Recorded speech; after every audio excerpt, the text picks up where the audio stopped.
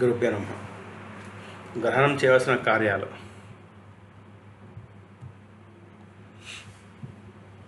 గ్రహణంలో మనం ఆత్మబలాన్ని మళ్ళీ మేలుకొల్పి కష్టకాలాన్ని జయించడానికి సహాయం చేస్తుంది. ఈ సమయంలో కొత్త పనులు, వ్యాపారాలు, శుభకార్యాలు ప్రారంభించడం శ్రేయస్కరం కాదు. కానీ తపస్సులు, వ్రతాలు చేయడానికి ఇది అత్యుత్తమైన కాలం. సాధారణ కాలంలో చేసే ప్రతి పనికి చిన్న తపస్సుకి లభించే ఫలితం గ్రహణ సమయంలో అది లక్ష రెట్లుగా వస్తుంది. గ్రహణ భాగాలు: 1. వేద, స్పర్శ, మధ్య, మోక్ష, శుద్ధ బింబ దర్శనం. వేదం గ్రహణానికి ప్రారంభాన్ని 12 గంటల ముందే లేదా సూర్యోదయం, సూర్యాస్తమయం ఏది తొందరగా అయితే అదనమాట. అది ఈ సమయంలో దేవాలయం మూసివేస్తారు. ఆహారం తీసుకురాదు, నిద్రించరాదు, స్నానం అటువంటి శుభ్రపరిచే పనులు చేయరాదు. జనకు తినడం మంచిది కాదు, వ్యాధులను తెస్తుంది. నిద్రించడం ఆయుర్దారాన్ని తగ్గిస్తుంది. మూత్ర విసర్జన మొదలైన మానసిక సమస్యలకు కారణమవుతాయి. అయితే పిల్లలు, గర్భిణులు, వృద్ధులు, రోగులు మరియు ఆకలి ఆపుకోలేని వారు ఈ నియమాల నుండి మినహాయం పొందుతారు.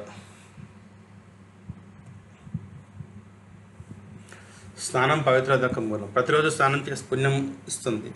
స్నానం అనేది మనకు అంతర్యామిని పోషించే ప్రక్రియ. ఇది మనకు శరీరానికి ప్రసాదించిన భగవంతుని కృతజ్ఞతాభావం వ్యక్తం చేయడం.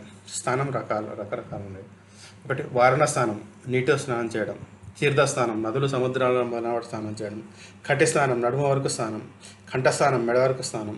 గోధూలి స్నానం, సాయంత్రం పశువులు తిరిగి వచ్చినప్పుడు వాటి కాళ్ళతో స్నానం.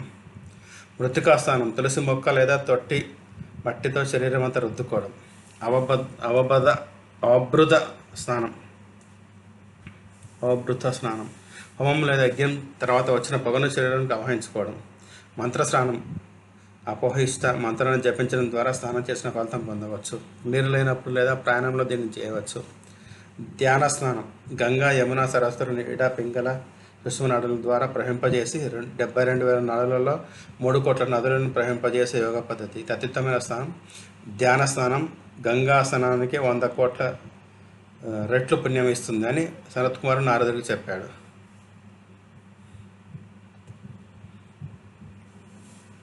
గ్రహణంలో స్నానం వల్ల లాభాలు. స్పర్శ గ్రహణ ప్రారంభం, సాధారణ స్నానానికి 10,000 రెట్లు పుణ్యం. మధ్యగ్రహణ స్తంభం, గ్రహణం మధ్యంలో 1,00,000 రెట్ల పుణ్యం. మోక్షం గ్రహణ ముగింపులో కోట్ల రెట్లు పుణ్యం. కేవలం స్నానం అంతటి ఫలితం ఇస్తే దానము, జపము, తపస్సు, హోమము, శ్రాద్ధం మొదలైనవన్నీ కోట్ల రెట్లు ఫలితం ఇస్తాయి. మంత్రశక్తి గ్రహణంలో మంత్రాలు సాధారణంగా లక్ష సంఖ్యలో జపం చేయాలి. అప్పుడు మాత్రమే శక్తివంతం అవుతుంది. ఇది సంవత్సరాల తరబడి చేస్తేనే సాధ్యం. కానీ గ్రహణ సమయంలో 100 లేదా 1000 సార్లు జపించడం ద్వారా కోట్ల సార్లు జపించిన ఫలితం వస్తుంది. అందువల్ల గ్రహణ సమయంలో మంత్రోపదేశం తీసుకోవడం శ్రేయస్కరం.